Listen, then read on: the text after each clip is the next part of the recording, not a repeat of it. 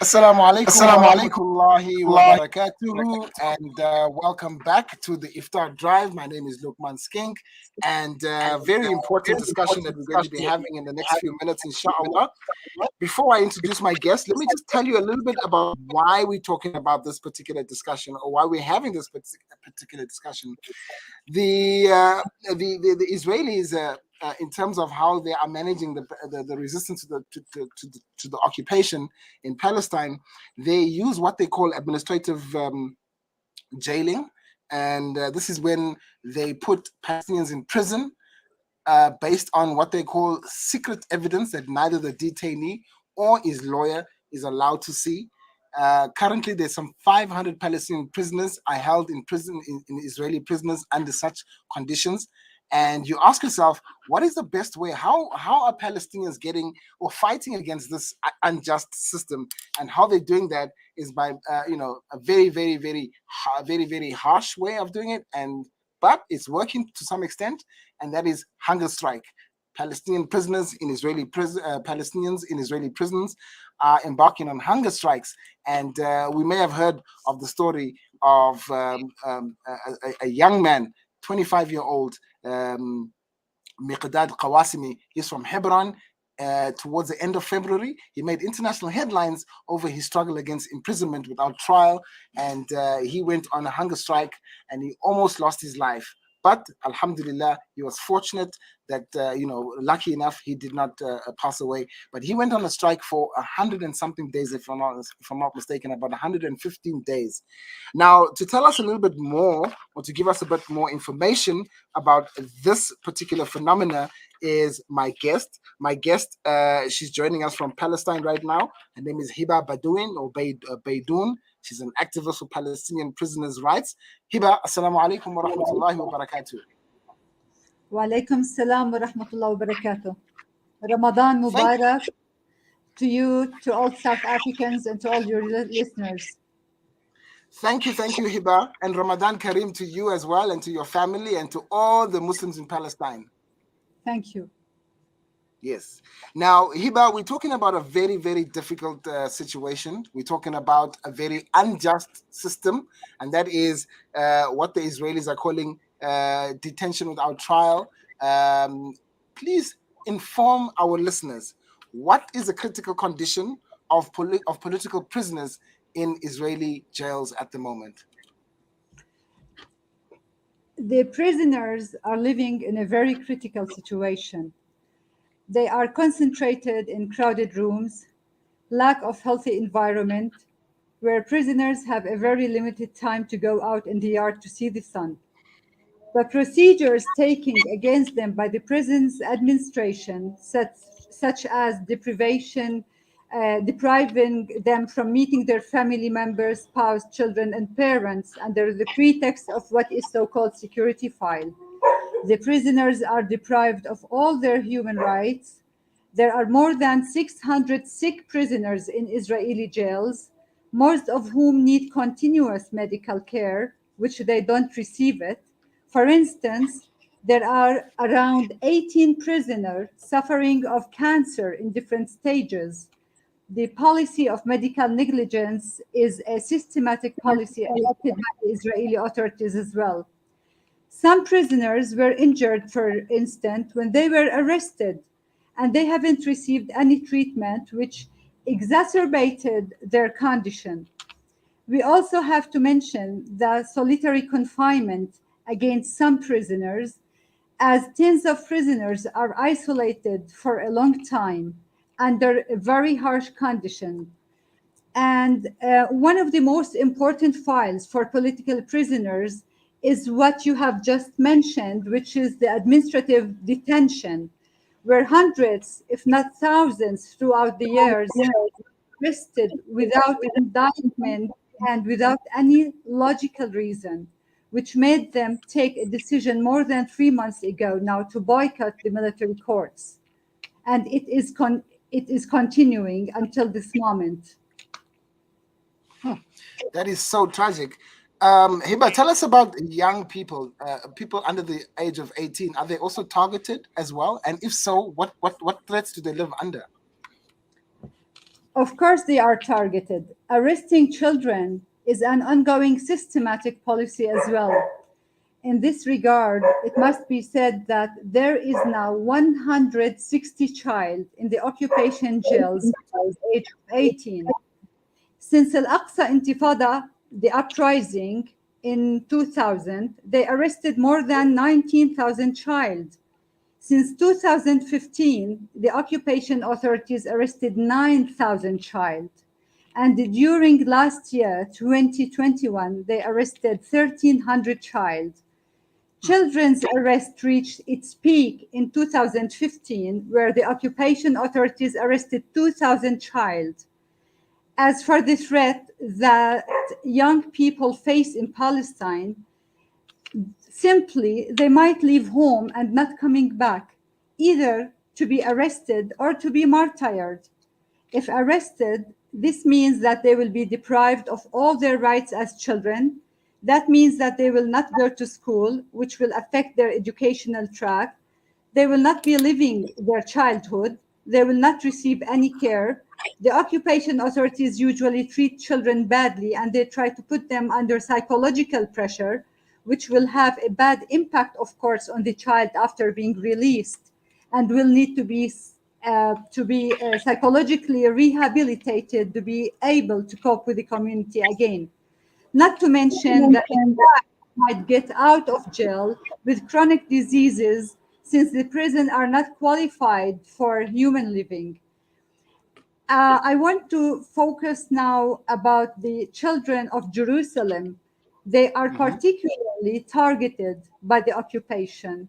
And I believe that the children of Jerusalem, they suffer the most as the occupation authorities issue harsh sentences against them, including house arrest, unaffordable fine, which form a burden on them and their families, deporting them away of their homes for months. And you can imagine, what does this all mean for a child? Fear and feeling unsecured, not to mention violating their childhood by depriving them from living as normal children. This is the situation in brief in Palestine regarding young people. If you've just joined us, we're speaking to Hiba Baidoun. Hiba Baidoun is giving us some information with regards the conditions under which Palestinians are, or Palestinian prisoners are living in Israeli jails. She's here to talk to us about the very harsh conditions under which they live. Hiba, when it comes to the only way to protest against these harsh conditions, particularly in the jails, the prisoners, they embark on a hunger strike. Tell me why the hunger strike. It seems a very difficult way to protest, but it is effective, or how possible is it for the Palestinians to win with their issues when they embark on a hunger strike? The hunger strike is one way, and a very important and effective way for prisoners to protest against what is practiced against them, and it is very effective. Usually, they plan a hunger strike when they have demands, and when the negotiations with the Israeli prisons or the Israeli authorities uh, does not lead to any result. So they go for for a hunger strike, and they have their demands. And by time, usually they achieve, if not all of their demands, they achieve some of their demands. For instance, recently, the prisoners in Israeli jails, they planned for a hunger strike to start at a certain time, and then it was suspended. The reason that it was suspended because the prisons administration regretted their decisions under the persistent requests and struggle of Palestinian prisoners. And the prisoners, of course, achieved some of their demands. But of course, if any violation to what was agreed upon between the prisoners and the prisons administration by the administration, then the plan of the hunger strike will be resumed. So it is effective. It is very harsh on them, But of course, because they believe in their rights and they want to achieve something. And I think this is the only way that Israel might listen to them.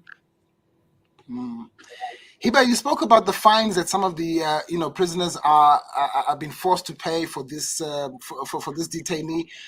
How much are we looking at? How much fines? How much of the fines that we're looking at that some of the families have been forced to pay?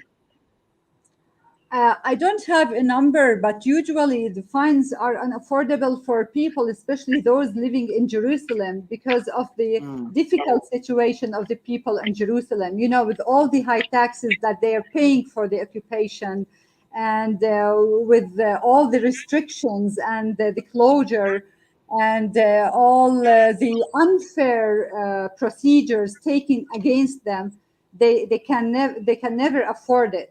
Or if they want, if they have maybe to sell something they have, or they have to borrow money in order to be able to pay it. But of course, it's very high fines.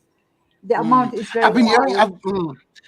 Yes, go I ahead. saw one a report that talked about $26,000. That's a lot of money. Yeah. And sometimes even more. Sometimes even more. And you're talking sometimes about imposing this for example, for a child. So this is part of what people are suffering in Palestine. Yes, very high fines.